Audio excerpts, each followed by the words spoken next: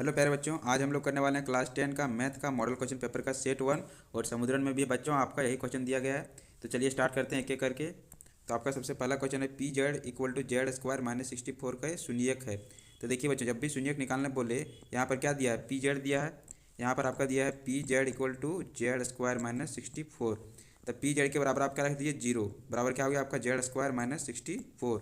अब क्या कीजिए, देखिए 64 इधर माइनस में इधर आएगा तो प्लस 64 होगा आपका और जेड स्क्वायर होगा। देखिए अब इसको इस साइड लिखेंगे कोई दिक्कत नहीं है, मतलब जेड स्क्वायर इक्वल टू हो गया 64। अब देखिए यहाँ पर क्या हो गया आपका जेड इक्वल टू 64 का रूट, क्योंकि स्क्वायर इधर है, इधर आता है तो रूट हो जाता है। 64 किसका रूट है बच्चों, 8 का है, तो जेड इक्वल टू क्या आ गया, 8 आ गया आंसर। 8 कौन सा ऑप्शन में, ऑप्शन नंबर ये आपका सही हो जाता है। अब अगला क्वेश्चन देखते हैं। अगला क्वेश्चन है आपका कि दिए गए बिंदु पी 0,6, क्यू 7,0 और आर 5,0 में कौन बिंदु एक्स अक्ष को प्रतिच्छेद करता है। तो देखिए बच्चों, एक्स अक्ष को जब तभी प्रतिच्छेद करेगा जब वाई बराबर आपका जीरो होगा। जब वाई बराबर जीरो होगा तो देखिए पी में क्या दिया है, पी में दिया है 0,6 और क्यू में आपका क्या दिया है, क्यू में दिया है 7,0 और आर में आपका क्या दिया है 5,0। तो वाई कौन होता है, राइट साइड वाला वाई होता है, ठीक है, और लेफ्ट साइड वाला आपका एक्स होता है, ठीक। अब यहाँ पर देखिए वाई किस में जीरो है, इसमें क्यू और आर में। तो क्यू और आर आपका क्या हो जाएगा आंसर, तो क्यू और आर दोनों होगा, मतलब किसमें, ऑप्शन डी क्यू और आर दोनों होगा, ठीक है। तो इसका सही ऑप्शन कौन सा हो जाएगा आपका, क्यू और आर दोनों आपका सही ऑप्शन हो जाएगा। अब अगला क्वेश्चन देखते हैं। दो सम परिमेय संख्याओं के बीच कम से कम कितनी विषम परिमेय संख्या हो सकती है। देखिए यहाँ पर दिया दो सम परिमेय संख्या, सम मतलब जो दो का पहाड़ा से कट जाता है, ठीक है। तो देखिए सबसे पहला सम लिखते हैं क्या है, जैसे 2 हो गया और 4 हो गया, तो इसके बीच आपका कौन आता है, 3 आता है। मतलब क्या को है, ये को परिमेय संख्या है। मान लीजिए आपका 7 है और नहीं, मान लीजिए आपका 8 है और 10 है, इसके बीच में क्या आता है, 9 है। तो 9 भी एक परिमेय संख्या है, क्योंकि 9/1 लिख सकते हैं, 3/1 लिख सकते हैं। तो देखिए दो सम परिमेय संख्या के बीच कितना आता है, विषम। अब विषम परिमेय संख्या वो आपका ये गो आता है, वो आपका ये गो आता है, ठीक है बच्चों। अब आते हैं हम लोग 4 नंबर का क्वेश्चन में। 4 नंबर का क्वेश्चन कहता है कि दो क्रमिक विषम संख्याओं का एचसीएफ मासा क्या होगा। देखिए दो क्रमिक विषम संख्याओं का एचसीएफ पूछा है, मतलब देखिए क्रमिक मतलब एक के बाद दूसरा, देखिए विषम संख्या। तो मान लीजिए पहला विषम संख्या हमारा क्या है, 3 है, तो दूसरा क्या आ जाएगा, विषम मतलब जो दो का पहाड़ा नहीं कटता है। तो 3 और 5, देखिए 3 और 5 इसका भागा नहीं लगता है, ठीक है, 2 से भागा जो नहीं लगता है। अब देखिए 3 और 5 आपका आ गया, इसका एचसीएफ पूछा है। एचसीएफ कैसे निकालते हैं, इसका हम लोग गुणनखंड करते हैं। 3 और 1 हो गया, 3 एकम 3 और 5 का 5 एकम 5। 3 बराबर क्या आ गया आपका, 3 गुना 1 आ गया, और 5 बराबर क्या आ गया, 5 गुना 1 आ गया। देखिए क्या मिल रहा है, सिर्फ 1 मिल रहा है, मतलब इसका एचसीएफ आपका क्या हो जाएगा, जो मिलता है वही एचसीएफ, तो 1 हो जाएगा आंसर आपका, ऑप्शन नंबर ये। अब अगला क्वेश्चन है, अगला क्वेश्चन है आपका कि दो चरों वाई जेड में रैखिक समीकरण a y plus b z plus c equal to 0 में कितना अधिकतम हल संभव है। देखिए यहाँ वाई और जेड क्या है, चर है, मतलब इसका मान बदलेगा।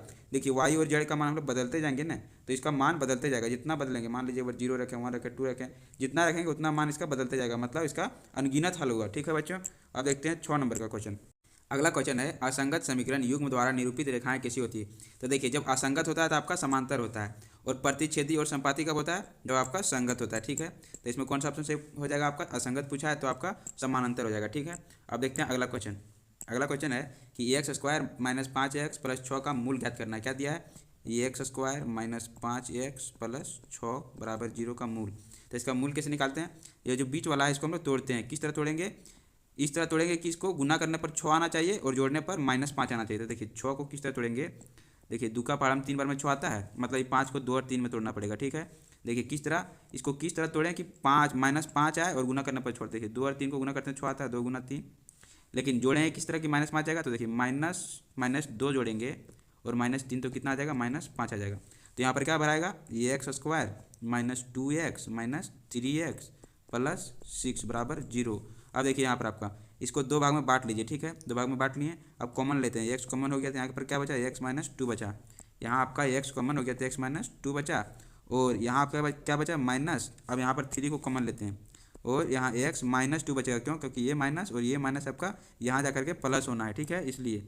अब देखते हैं इसको बराबर 0 आ गया। अब देखिए जो जो मिल रहा है, देखिए x-2 और x-2 ये मिलेगा ही, अगर नहीं मिल रहा है तो आपका गलत बना हुआ है। ये मिल गया, इसको एक बार लिख लेते हैं, और जो नहीं मिला देखिए ये एक्स और -3 इसको भी एक बार लिख लेते हैं, ठीक है, बराबर 0। अब देखिए ये x-2 बराबर एक बार 0 लिख लीजिए, और एक बार x-3 बराबर 0 लिख लीजिए। तो x बराबर आपका कितना आ गया, एक 2 आ गया और x बराबर 3 आ गया, ठीक है। तो x बराबर कितना आंसर आया, 2 को, कौन, एक 2 और 3। देखिए यहाँ पर 3 भी हो जाएगा और 2 भी हो जाएगा, मतलब ऑप्शन बी और सी दोनों से हो जाएगा इसका ऑप्शन। अगला क्वेश्चन आपका है कि दो लगातार विषम धनात्मक पूर्णांक ज्ञात कीजिए जिसके वर्गों का योग 202 है। देखिए बच्चों, यहाँ पर मानिए कि पहला जो विषम धनात्मक पूर्णांक है वो 3 है। विषम मतलब जो दो से नहीं कटता है, ठीक है। अब देखिए पहला मान लीजिए 3 है, तो दूसरा क्या हो जाएगा, 3 के बाद क्या आता है, विषम संख्या 5 आता है, क्योंकि 4 सम संख्या है। तो मान लीजिए पहला जो है, पहला वो आपका x है, तो दूसरा क्या हो जाएगा, दूसरा आपका हो जाएगा x+2। x+2 क्यों होगा, क्योंकि हम लोग माने अभी कि पहला मान लीजिए 3 है, तो दूसरा x+2 5 है, ठीक है। मतलब 3+2 5 है। आप समझ गए। अब देखिए क्या कर, यहाँ पर क्वेश्चन में क्या कर रहा है, जिसके वर्गों का योग, मतलब वर्गों का, पहला क्या है x है, इसका वर्ग, दूसरा क्या है x+2 है, इसका वर्गों का योग, इसका भी वर्ग कर दिए, और प्लस मतलब योग बराबर है आपका 202। तो आपको क्या बताना है कि संख्या क्या है, ये विषम धनात्मक पूर्णांक क्या है, तो मतलब x का मान आपको बताना है। देखिए यहाँ पर इसको आगे हल करेंगे, x² प्लस, ये देखिए a+b का होल स्क्वायर लगा देंगे, क्या आएगा x² प्लस 2ab मतलब 2 इंटू एक्स इंटू 2 मतलब 4x प्लस आपका 2 का स्क्वायर 4 मतलब 2 का स्क्वायर हो जाएगा 4, तो कितना आएगा बराबर 202 आएगा। देखिए अब एक एक्स स्क्वायर कितना हो गया 2x² प्लस 4x, इधर देखिए इधर 202 है आपका, इधर 202 है, और 202 इधर आ जाएगा, क्या हो जाएगा -202, और प्लस 4 कितना हो जाएगा -198, जब उसको घटाएंगे तो बराबर 0। अब देखिए 2 से कट जाता है, 2 एकम 2, 2 दूना 4 मतलब यहाँ 2x, और इस किस में कटेगा 2 9 18, और फिर से 2 9 18 बराबर 0।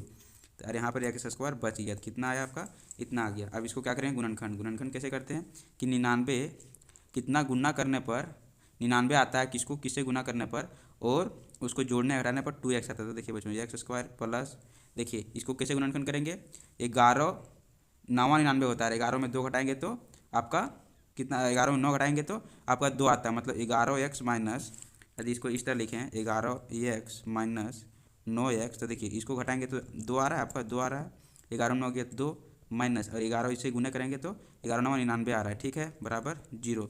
अब इसको क्या कीजिए, आप 2 भाग में बांट दीजिए। अब इसको आप 2 भाग में बांट दीजिए, ठीक है, इस तरह से।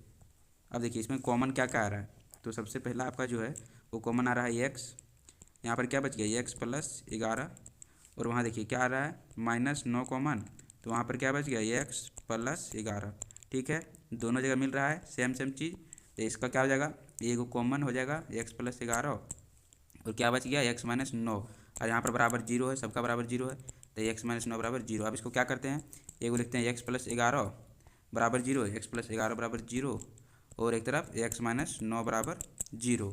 अब देखिए x बराबर कितना आ गया आपका -11, और एक x बराबर कितना आ गया +9। यहाँ पर क्या पूछा है, विषम धनात्मक पूर्णांक, धनात्मक मतलब प्लस वाला, तो हम लोग को लेना कौन है, प्लस वाला, ये वाला लेना है, ये वाला नहीं लेना है क्योंकि ऋणात्मक नहीं पूछा है। तो देखिए आपका पहला जो संख्या आ गया वो क्या है, पहला धनात्मक पूर्णांक, पहला आपका 9 हो गया, ठीक है, आंसर पहला 9। और दूसरा क्या है, दूसरा जो आपका है वो क्या है, माने x+2, मतलब यहाँ पर 9 + 2 करेंगे तो आपका कितना आ जाएगा 9 और 2 11, मतलब दूसरा हो गया 11। अब देखिए पहला में 9 और दूसरा में 11, कौन सा ऑप्शन में है, तो ये आपका जो है वो ऑप्शन नंबर बी में है, ये आपका ऑप्शन नंबर बी में है, तो ऑप्शन नंबर बी आपका सही हो जाता है। अब आते हैं हम लोग अगला क्वेश्चन में। अगला क्वेश्चन देखते हैं क्या कहता है। अगला क्वेश्चन है, निम्नलिखित में कौन एपी समांतर श्रेणी नहीं है। देखिए एपी कब होता है, जब उसका समानांतर मतलब उसका अंतर समान हो। देखिए पहला ऑप्शन में आपका क्या है 2 4 6 और 8, देखिए इसका अंतर समान है, 8 में 6 गया तो 2 अंतर आ रहा है, यहाँ पर भी 2 का अंतर है क्योंकि 6 में 4 गया 2, यहाँ भी 2 का अंतर है, ठीक है, सब में 2 2 का अंतर है, मतलब ये आपका एपी है। यहाँ पूछा कौन नहीं है, देखिए अब इसको देखते हैं, ठीक है। अब दूसरा नंबर का देखते हैं, इसमें क्या है कि 1 9 17 25। अब यहाँ पर अंतर कितना का आ रहा है, देखिए 25 में आपका 17 चला गया तो आपका कितना बचा 8 बचा, और फिर देखिए 17 में 9 गया तो कितना बचा 8 बचा, और 9 में गया तो 8 बचा, में मतलब यहाँ भी अंतर समान का ही आ रहा है, मतलब ये भी एपी है। अब सी नंबर का देखते हैं, इसमें क्या है -10 -6 -2 और 2। देखिए 2 में यदि 2 को घटाएं, -2 को कैसे घटाते हैं 2, देखिए 2 माइनस इंटू -2 कितना आया आपका, देखिए 2 माइनस माइनस हो गया प्लस, और 2 कितना 4 आया। अब देखिए -2 में -6 को घटाएंगे तब पर भी आपका 4 ही आएगा, यहाँ पर 4 ही आएगा, यहाँ पर भी 4 ही आएगा, मतलब ये भी आपका एपी है। तो बचिए कौन डी का आपका एपी नहीं है क्योंकि इसका अंतर समान नहीं आ रहा है। देखिए 25 में आप 16 घटाइएगा तो आपका कितना आएगा 9 आएगा, और 16 में 9 घटाइएगा तो आपका 7 आएगा, और फिर 5 आएगा, और फिर 3 आएगा, ठीक है, इस तरह करते जाएंगे। तो देखिए इसमें सब समान नहीं आ रहा, मतलब ये एपी नहीं है। अब देखते हैं अगला क्वेश्चन। अगला क्वेश्चन है आपका कि 1 4 7 और 10 के 28वें पद का मान क्या है। तो देखिए यहाँ पर क्या दिया आपका जो पहला रहता है वो ए बराबर है, ठीक है, मतलब ए बराबर 1 दिया है। डी बराबर क्या होता है, किसी दो में मतलब किसी बाद वाला को पहले वाले के साथ घटा दो। तो देखिए मान लीजिए हम 4 में ए घटाते हैं, कितना आ गया, 3 आ गया। मतलब इसका अंतर कितना का, देखिए 10 में 7 गया 3 का अंतर है, 4 में 7 में 4 गया 3 का है, फिर देखिए 4 में 1 गया 3 का है। तो डी बराबर क्या है, सार अंतर 3 आया। और ये एन बराबर दिया है क्या, 28, ठीक है। आपको निकालना क्या है, 28वें पद का मान, मतलब ये एन बराबर निकालना। तो ये एन बराबर हम लोग क्या जानते हैं, ये plus N minus 1 into D होता है। तो ये का मान आपका कितना दिया, 1 प्लस एन का मान 28 माइनस 1 इंटू डी का मान 3। अब देखिए 1 प्लस 28 में 1 गया तो 27 गुना 3 बचा। अब देखिए यहाँ पर 1 प्लस 27 दिया 81 होता है, 81 और 1 82 हो गया। मतलब आपका ये एन बराबर 28वां जो पद है वो कितना आएगा, 82 आएगा। ऑप्शन नंबर सी सही हो जाएगा। अगला क्वेश्चन है, दो समरूप त्रिभुजों के क्षेत्रफलों का अनुपात 16:81 है, तो उनकी संगत भुजाओं का अनुपात क्या होगा। देखिए यहाँ पर दो समरूप त्रिभुज है, मान लेते हैं एक त्रिभुज, देखिए यहाँ पर दोनों का क्षेत्रफल क्या है, छोटा बड़ा है, मतलब एक छोटा त्रिभुज है एक बड़ा त्रिभुज है, और दोनों समरूप है। मान लीजिए त्रिभुज ए बी और सी है, और ये पी क्यू और आर है। देखिए बच्चों, समरूप त्रिभुज का जो क्षेत्रफलों का अनुपात होता है A1/A2, मतलब A1/A2 वो क्या होता है, उसकी संगत भुजाओं के अनुपात के वर्ग के बराबर होता है। मान लीजिए ए बी इसका संगत भुजा है, इसका पी क्यू, ठीक है, A/PQ इसके स्क्वायर के बराबर होता है। तो देखिए A1 पहला का क्षेत्रफल क्या दिया है, 16, दूसरा का दिया 81 बराबर AB/PQ, ठीक है। स्क्वायर इधर है, इधर जाएगा तो ये क्या हो जाएगा, रूट हो जाएगा, मतलब यहाँ पर रूट हो गया। अब रूट 16 किसका, 4 का, 81 किसका, 9 का। तो AB/PQ आपका कितना आ गया, 4/9 आ गया। मतलब ऑप्शन नंबर इसका सी से हो जाएगा। अब देखते हैं हम लोग अगला क्वेश्चन। अगला क्वेश्चन हम देखते हैं। अगला क्वेश्चन है कि समचतुर्भुज के विकर्ण 12 सेंटीमीटर और 16 सेंटीमीटर है, इसकी प्रत्येक भुजा की लंबाई होगी। देखिए यहाँ पर आपका क्या है, एगो समचतुर्भुज है। समचतुर्भुज का मतलब सभी भुजा उसका बराबर है। यहाँ पर दिया है विकर्ण, विकर्ण क्या होता है, एक कोना से दूसरे कोना को मिलाते हैं वो विकर्ण है, ठीक है। एक है 12 सेंटीमीटर, देखिए ये 12 सेंटीमीटर, ये आपका है 12 सेंटीमीटर, ठीक है। और ये आपका है 16 सेंटीमीटर, ठीक। देखिए ये आपका हो गया 16 सेंटीमीटर। आपको पूछा क्या है, इसकी प्रत्येक भुजा की लंबाई, मतलब ये भुजा और ये भुजा और ये भुजा की लंबाई सब बराबर होगा क्योंकि समचतुर्भुज है, तो इसकी लंबाई पूछा है। तो देखिए ये है 16 सेंटीमीटर। तो समचतुर्भुज का जो होता है विकर्ण, ये इसको दो विकर्ण सम विभाजित करता है, मतलब ये 16 है तो ये 8 होगा और ये भी 8 होगा, ठीक है। और देखिए ये 12 मतलब ये 6 होगा और ये भी 6 होगा, ये भी 6 होगा, ठीक है। अब यहाँ पर आपको क्या करना है, देखिए इसका क्या निकालना है, इसका भुजा निकालना है। तो देखिए ये 8 है और ये 6 है आपका। और यहाँ पर एक चीज़ और होता है कि जो यहाँ पर केंद्र होता है, इसका जो विकर्ण यहाँ प्रतिच्छेद करता है, यहाँ पर 90 डिग्री का कोण बनाता है। तो देखिए आप यहाँ पर इस तरह का कुछ बन रहा है, इस त्रिभुज का यहाँ छापें तो किस तरह से छपाएगा, इस तरह से छपाएगा। और ये आपका है 90 डिग्री, ये है आपका हो गया, ये निकालना, मान लीजिए ये है एक्स और ये है आपका 6 और ये है 8, ठीक है। तो एक्स कैसे निकालेंगे, 90 डिग्री के सामने वाला होता है एच, मतलब ये क्या है, ये एच है। तो एच कैसे निकालते हैं, H equal to under root होता है P square plus B square आपका, ठीक है, P square plus B square. अब यहाँ पर देखिए पी कौन है, दोनों में एक कोई मान लेते हैं, मतलब 8 का स्क्वायर प्लस बी 6 का स्क्वायर। अब देखिए क्या हो जाएगा, 88 64 प्लस 6 36, मतलब कितना हो जाएगा आपका 64 36 होता है आपका 100, कितना 100, रूट 100 कितना होता है 10 के बराबर, रूट 100 होता है आपका 10 के बराबर। तो आपका कितना हो गया यहाँ पर आंसर, एच बराबर हो गया आपका 10 सेंटीमीटर, 12 का हो जाएगा ऑप्शन नंबर सी। अब देखते हैं अगला क्वेश्चन। अगला क्वेश्चन है कि दो अक्षों के प्रतिच्छेदी बिंदु को क्या कहते हैं। तो देखिए दो अक्षों को जो प्रतिच्छेद करता है, मतलब ये एक्स अक्ष हो गया ये, और ये हो गया वाई एक्स, इसको कहाँ प्रतिच्छेद हो रहा है, यहाँ पर वो पर, इसको हम लोग क्या कहते हैं, वो कहते हैं, इसको हम लोग ओरिजिन कहते हैं। वो मतलब ओरिजिन, और ओरिजिन को हम लोग मूल कहते हैं, ठीक है। तो ऑप्शन नंबर इसका बी से हो जाएगा। अब अगला क्वेश्चन देखते हैं। अगला क्वेश्चन कहता है कि वाई अक्ष से 8 इकाई युग्म और एक्स अक्ष पर एक बिंदु P स्थित है, ठीक है। तो बिंदु P के निर्देशांक है। यहाँ पर आपको क्या पूछा है, वाई अक्ष से, ये है वाई अक्ष और ये आपका एक्स अक्ष, ठीक है।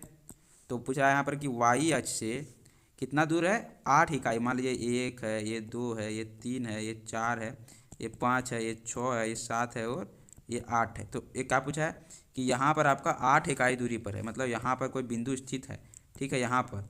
तो बिंदु जो है बिंदु P, उसका निर्देशांक क्या होगा, तो इसका निर्देशांक क्या होगा, यहाँ पर देखिए एक्स अक्ष पर ही है, मतलब इसका y बराबर 0 होगा।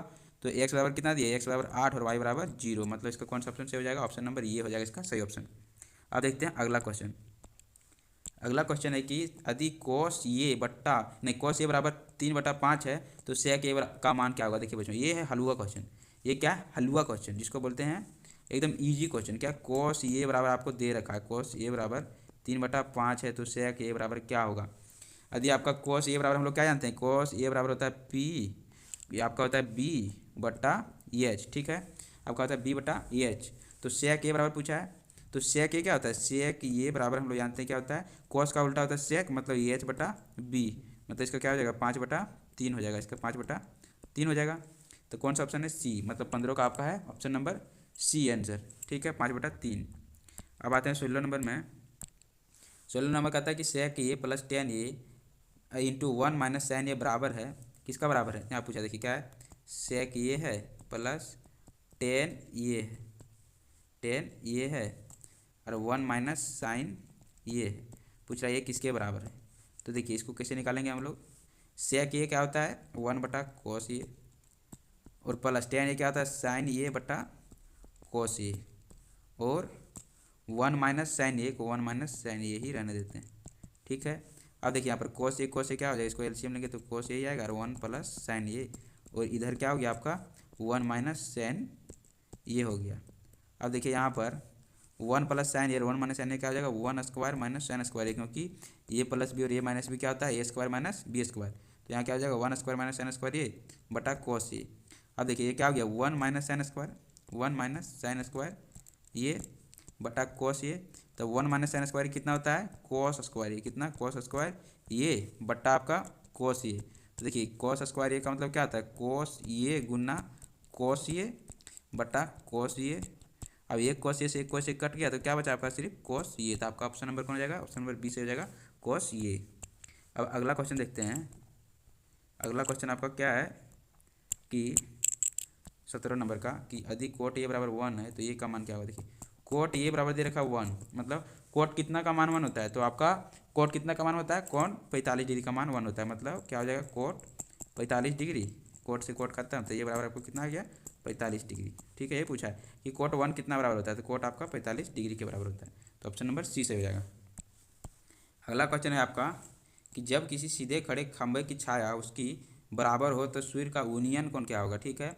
देखिए एक खंभा खड़ा है, इसका छाया मान लीजिए यहाँ से यहाँ तक है, क्या है जितना बड़ा खंभा है मान लीजिए एच है तो ये भी एच है, ठीक है। और यहाँ पूछा है कि सूर्य का यूनियन कोण क्या होगा, मतलब यहाँ से यूनियन का मतलब क्या होता है नीचे से ऊपर देखने पर, ठीक है।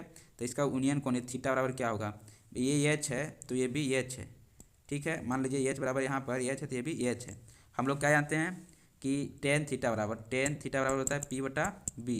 यहाँ पर देखिए पी के बराबर भी एच है और बी बराबर भी यहाँ पर एच ही है, मतलब क्या हो जाएगा एच बटा एच बराबर 1, टेन 1 कितना मान होता है, तो टेन 1 45 डिग्री का मान होता है, ठीक है।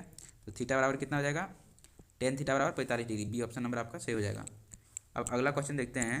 अगला क्वेश्चन है कि चतुर्भुज के चारों कोनों का योग कितने डिग्री होता है, मतलब चतुर्भुज है इसके चारों कोनों का योग कितना होता है 360 डिग्री, कितना 360 डिग्री, 180 किसका होता है वो त्रिभुज का होता है, 360 डिग्री चतुर्भुज का होता है। तो आपको यहाँ पर क्या पूछा है चतुर्भुज का, तो हो जाएगा ऑप्शन नंबर बी सही। अगला क्वेश्चन है आपका कि दशमिक संख्या 111 डेसिमल नंबर 111 क्या है। देखिए 111 क्या पूर्ण संख्या है, हाँ पूर्ण संख्या क्या होता है 0 1 2 इस तरह से चलते चलते इन्फिनिटी अनंत तक होता है, क्या ये होता है आपका पूर्ण संख्या, मतलब इसके अंदर भी आ जाएगा 111, ये बीच में कहीं 111 होगा ना, ऑप्शन नंबर ये भी सही है आपका। बी क्या कहता है प्राकृतिक संख्या, मतलब बी जो है ऑप्शन क्या है प्राकृतिक संख्या क्या होता है 1 से लेकर के ये भी अनंत तक, तो इसके बीच में भी कहीं 111 होगा, मतलब ये भी सही हो जाएगा। परिमेय संख्या क्या होता है जो इसको हम पी बटा क्यू के रूप में लिख सकते थे, 111 को पी बटा क्यू के रूप में लिख सकते हैं, हाँ क्योंकि सबका नीचे एक छुपा रहता है, तो ये हो जाएगा आपका पी और ये हो जाएगा आपका क्यू, और क्यू बराबर 0 नहीं होना चाहिए, मतलब यहाँ देखिए 0 नहीं 1 है, मतलब ये है, मतलब इसमें से क्या हो जाएगा इनमें से सभी, ऑप्शन नंबर डी से हो जाएगा। अब आपका अगला क्वेश्चन है, अगला क्वेश्चन है किसी त्रिभुज ए बी सी के दो भुजा 7 सेंटीमीटर, ए बी बराबर और बी सी बराबर 4 सेंटीमीटर, तो तीसरा भुजा का माप के लिए क्या संभव है। देखिए यदि त्रिभुज है उसका दो भुजा का मान दिया, तीसरा भुजा पूछा है, तो दोनों भुजा को आप जोड़ दीजिए, जितना आएगा कितना है 7 4 11, मतलब 11 से ज़्यादा इसका मान नहीं होगा तीसरा भुजा का, और कम से कम कितना होगा तो दोनों को घटा दीजिए, 7 में 4 गया 3 बचा, मतलब तीसरा भुजा का मान 3 से कम नहीं होगा। देखिए 11 से 3 के बीच में कौन है आपका, कौन कौन है 11 से 3 के बीच में 8 भी है और 6 भी है, तो कौन नहीं होगा 12 नहीं होगा, यहाँ पर नहीं पूछा है, मतलब यहाँ पर देखिए कौन संभव हो सकता है, वो अच्छा संभव हो सकता है पूछा है आपका, ठीक है। तो यहाँ पर कौन हो सकता है 6 और 8 हो सकता है, 12 नहीं हो सकता है, तो आपका ऑप्शन नंबर ए और बी दोनों से हो जाएगा, इसमें से 21 का हो जाएगा ऑप्शन नंबर ए और बी सही हो जाएगा। अब देखते हैं हम लोग अगला क्वेश्चन। अगला क्वेश्चन है कि एक पासे को उछालने पर एक सम संख्या आने की प्रायिकता क्या है। देखिए एक पासे मतलब लूडो का गोटी, उसको उछालते तो क्या आता है, एक आता है, दो आता है, तीन आता है, चार आता है, पाँच आता है, छः आता है, इससे ज़्यादा कुछ नहीं आता। मतलब कुल संख्या इसमें कितना है, कुल संख्या आपका है, कुल संख्या जो है वो 6 है। और उछालने पर क्या है, सम संख्या, इनमें से सम कौन कौन है, सम मतलब जो दू का पहाड़ा में आता है, मतलब दू का पहाड़ा में कट जाता है, एगो दो है, एगो चार, एगो 6 है, कितना टोटल 3 है। तो सम संख्या आने की प्रायिकता क्या हो जाएगा, तो देखिए प्रायिकता क्या होगा सम संख्या आने की, तो जो देखिए प्रायिकता इसका हो जाएगा, प्रायिकता किसका, सम संख्या का, तो सम संख्या बटे कुल संख्या। तो यहाँ पर सम संख्या कितना है, 3 गो, टोटल 3 गो है, एगो दो है, एगो चार, एगो 6 गो है, तो 3 बटा हो जाएगा 6। ठीक है, क्योंकि कुल संख्या 6 है, तो कितना हो जाएगा, 3 एकम 3 और 3 दूनी 6, कितना आ गया आपका 1/2, 1/2 कौन सा ऑप्शन में, बी ऑप्शन में। तब 22 का आपका 1/2 से हो जाएगा। अब अगला क्वेश्चन देखते हैं हम लोग। अगला क्वेश्चन है कि निश्चित होने वाली घटना की प्रायिकता क्या है। देखिए जो घटना निश्चित होना ही होना है उसका प्रायिकता होता है 1, और जो घटना क्या होता है निश्चित नहीं होता है वो मतलब वो क्या होता है, अनिश्चित घटना होता है, उसको हम लोग 0 रख देखते हैं। ठीक है, और कोई भी प्रायिकता 0 और 1 के बीच होता है, मतलब 0 से आपका क्या होगा, 0 से बड़ा होगा, या फिर 0 के बराबर होगा, या फिर 1 से छोटा होगा, या फिर 1 के बराबर होगा, इसके बीच में होता है क्या, प्रायिकता, ये आपको याद रखना है। अब अगला क्वेश्चन है आपका कि एक पासा को उछाला जाता है तो 3 गुणांक संख्या आने की प्रायिकता क्या है। देखिए अब फिर से पासा, पासा में क्या होता है, 1 2 3 4 5 और 6, मतलब कुल संख्या आपका फिर से कितना है, फिर से है 6। यहाँ पूछा है 3 के गुणांक संख्या, 3 का पहाड़ा में कौन कौन आता है, 3 का पहाड़ा में 3 आता है, 6 आता है, कितना टोटल हो गया आपका 2। 3 का गुणांक कितना है, 3 का गुणांक जो है वो कितना है, 3 का गुणांक वो आपका 2 है, तो इसका क्या होगा 2/6 हो जाएगा, मतलब 2/6 को काटेंगे तो 1/3 आएगा, मतलब इसका ऑप्शन नंबर बी से हो जाएगा। अगला क्वेश्चन है आपका कि यदि x + 3 3x और 4x + 2 समांतर श्रेणी में हो तो x का मान क्या होगा। देखिए समांतर श्रेणी में क्या होता है, इसको इसके साथ घटाने पर, इसको इसके साथ घटाने पर मान जो होता है वो बराबर आता है, उसका मान बराबर आता है।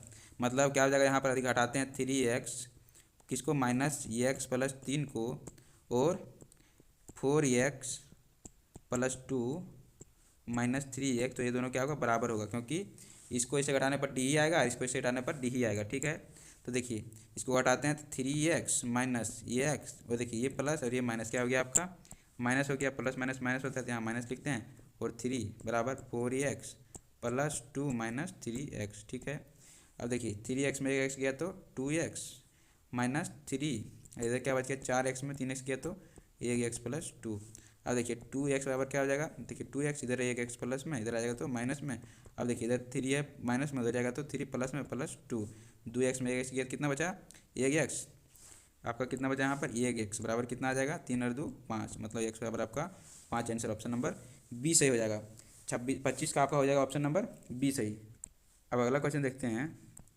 अगला क्वेश्चन है कि 5 6 8 9 और x तथा 13 का माध्य 10 है, यहाँ दिया है माध्य बराबर कितना दे दिया है, 10 दे दिया। ठीक है, तो क्या बताना आपको, x का मान, तो हम लोग क्या जानते हैं, माध्य बराबर होता है ये जितना भी संख्या दिया है उसको जोड़ दो, मतलब 5 + 6 + 8 + 9 + x + 13, ये सबको जोड़ने पर और कितना संख्या कुल 1 2 3 4 5 6, मतलब टोटल 6, इसे भागा दे दो तो आपका क्या आ जाएगा माध्य। ठीक है, अब देखिए यहाँ पर इसको इसके साथ गुना करेंगे तो कितना आएगा 60 बराबर आपका कितना हो गया, 5 और 6 और 8 और 9 और 13, इसको सब जोड़ेंगे तो कितना आएगा, इसको सब जोड़ने पर आता है आपका 41। ठीक है, प्लस ये x, तो आपका 60 - 41 हो जाएगा, क्योंकि बराबर के इधर आएगा तो माइनस में हो जाएगा, बराबर x। अब 60 में 41 जाएगा तो आपका 19 बचेगा, कितना 19 बचेगा, तो x बराबर आपका 19, आंसर ऑप्शन नंबर बी सही हो जाएगा। अब अगला क्वेश्चन देखते हैं। अगला क्वेश्चन है कि 2 6 4 2 5 0 2 1 2 3 2 का बहुलक है। बहुलक मतलब क्या होता है, जो सबसे ज़्यादा बार संख्या आ रहा है। देखिए सबसे ज़्यादा बार कौन आ रहा है, देखिए 1 2 यहाँ पर है, 2 2 है, 3 2 है, 4 2 है, 5 सबसे ज़्यादा बार कौन आ रहा है 2, तो जो सबसे ज़्यादा बार आता है वही होता है बहुलक, मतलब ऑप्शन नंबर ये से हो जाएगा इसका 2। अब आते हैं अगला क्वेश्चन। अगला क्वेश्चन है क्वेश्चन नंबर 28 का कि 8 7 12 15 10 9 11 13 14 की माध्यिका क्या होगी। इसका माध्यिका पूछा है, तो देखिए माध्यिका क्या होता है, जो सबसे बीच में है। अब उसको देखिए, सबसे पहले इसको क्या कीजिए, आप अरेंज कर लीजिए किसमें, इसको आरोही क्रम है, मतलब असेंडिंग ऑर्डर में, मतलब छोटा से बड़ा। सबसे पहले क्या है, सबसे छोटा इसमें कौन है 7 है, फिर है 8, फिर कौन है 8 के बाद 9, 9 के बाद 10, 10 के बाद 11, 11 के बाद 12, 12 के बाद 13, 13 के बाद 14, 14 के बाद 15। इसको अरेंज करनी इतना ही है, 15 ही तक है, इससे ज़्यादा नहीं है।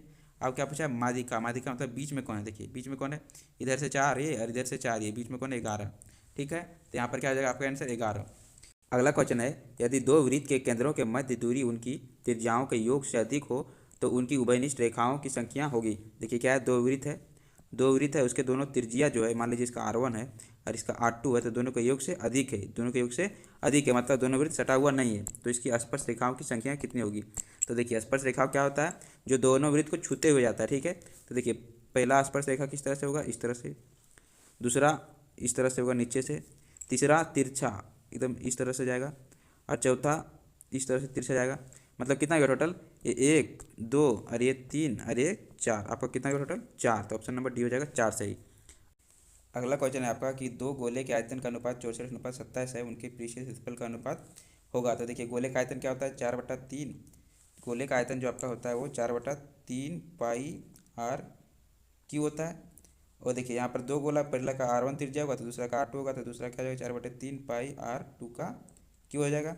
अब देखिए यहाँ पर R1 और R2, देखिए पाई और पाई कट गया, 4/3 कट गया, क्या बचा, सिर्फ R1 और R2 का क्यू बचा। अब देखिए ये दोनों का आयतन कितना दिया है, 64/27, इसका अनुपात दिया हुआ है। अब R1 का क्यू और R2 का क्यू, दोनों पर क्यू है तो इसका हो जाएगा होल क्यू, और 64 किसका क्यू है, 4 का है, और 27 3 का है, तो इसका भी क्यू हो जाएगा। अब क्यू से क्यू कट गया तो R1/R2 आपका कितना आ गया, R1/R2 आ गया आपका 4/3। अब देखिए पृष्ठीय क्षेत्रफल का अनुपात पूछा है, तो पृष्ठीय क्षेत्रफल क्या होता है गोला का, 4πr², और 4πr² दोनों का होगा क्योंकि दोनों गोला है। अब देखिए यहाँ पर एक गोला, दो गोला है, मतलब एक का R1 होगा तो एक का R2 होगा। तो देखिए यहाँ पर 4π से 4π कट गया, अब क्या बचा R1/R2, मतलब R1/R2 का क्या बचा होल स्क्वायर। अब देखिए यहाँ पर R1 का मान, R1/R2 की जगह कितना दिया यहाँ पर 4/3, तो यहाँ पर हम लोग 4/3 लिख देते हैं, इसका होल स्क्वायर मतलब 4 का स्क्वायर और 3 का स्क्वायर, तो 4 का स्क्वायर 16 होता है, 3 का स्क्वायर 9, मतलब कितना आ गया आपका 16/9 आंसर। तो इसी के साथ आज का क्लास होता है यहीं पर ख़त्म। तो आप इसे ज़्यादा से ज़्यादा शेयर करें ताकि इस तरह का वीडियो आपको और लेकर के आऊँ, ठीक है।